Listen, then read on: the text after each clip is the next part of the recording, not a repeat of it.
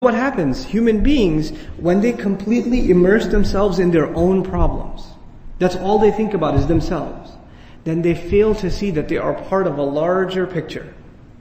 And they fail to see that their problems are nothing compared to the problems that are lying ahead. You think this is a problem? There's way bigger lying ahead.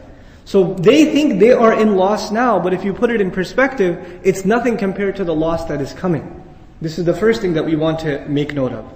Then, you know what happens when you don't have iman, when you don't have this key that we're going to talk about in the next ayah, your problems get blown out of proportion. You think, I've got some really big problems. I get reminded, even human beings are weak, we have these kinds of things. And when I still live in Maryland, our basement, it flooded, right? And I was like, oh my God, the carpet's wet, it's soggy, this, that, the other. Alhamdulillah, we don't have basements in Texas, so it's cool.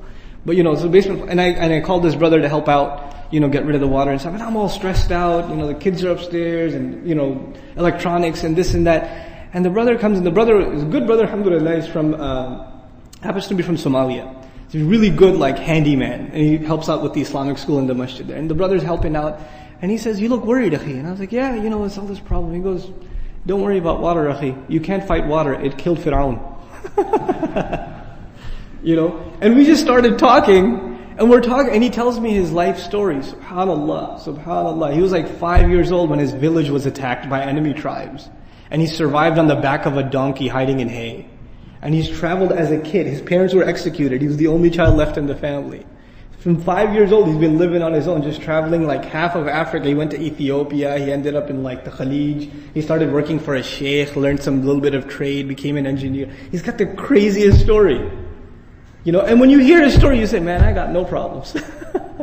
You get immersed in your problems, and you blow them out of proportion. And this is another loss of the human being. He is at a loss to see that what problems he has are nothing compared to what's out there. He fails to see the gratitude that Allah Azza wa Jal, he owes Allah Azza wa Jal.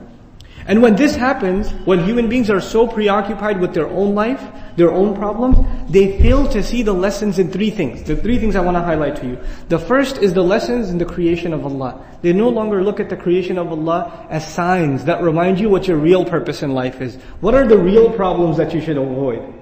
Financial problems are nothing. Health problems are nothing. The problem of iman is something big. In comparison, this is nothing compared to that problem. You have social problems is nothing. Job problem is nothing. Compared to the problem that I'm immersed in evil deeds and I need to start doing good deeds to save myself, that's a much bigger problem. And the ayat of Allah, the creations of Allah, when you reflect on them, naturally what happens is you remember your Creator, you remember what you owe Him and where you're headed. They fail to see the creations around them as signs. Another thing they fail to see is the lessons of history, which is actually what this surah is highlighting.